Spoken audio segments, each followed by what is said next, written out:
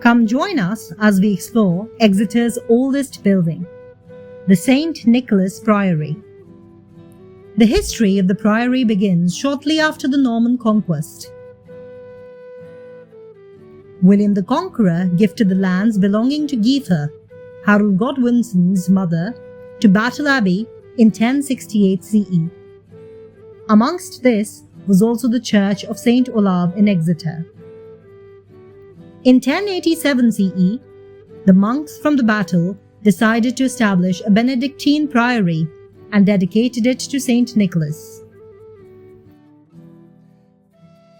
Over the centuries, the priory has expanded, with most of the remaining structure dating from the 15th century CE.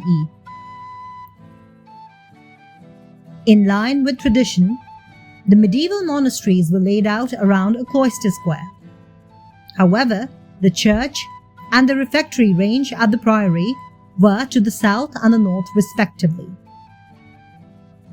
Following the dissolution, in 1536 CE, the monks were pensioned off. Most buildings such as the church, the chapter house, the dormitories and the cloisters were pulled down. Only the north and western ranges survived and were sold off by the crown. During the later 16th century, these buildings were converted into a single mansion. By the 17th century, however, they were divided into two independent dwellings. Some of these rooms were restored in the Tudor style during the Victorian period and can still be accessed by visitors today. The parlour includes hand-painted Tudor period oak panelling that were taken from a nearby Tudor house that had been demolished. Original paint on the panelling was analysed, and the panels were hand-painted again to reflect the original colours. One can also see a reconstructed long table where board games would have been played. The plaster ceiling is the original ceiling that has survived till this day.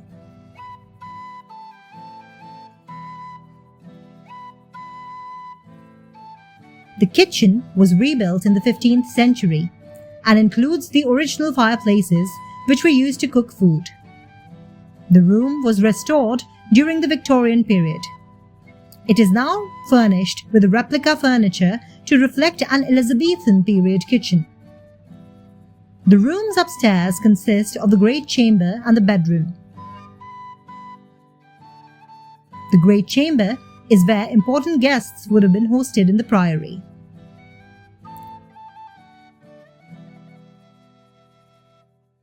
Traces of painted motifs on walls can still be seen in this room.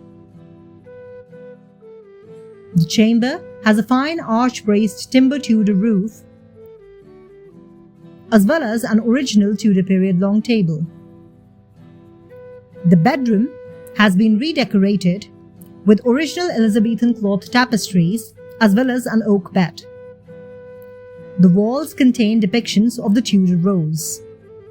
One can also access the garderobe in this room.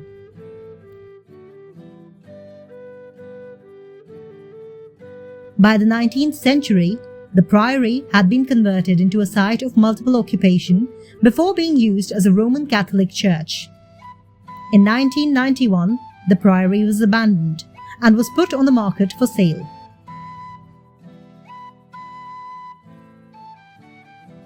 It is now being managed by the Exeter City Council and is open to visit.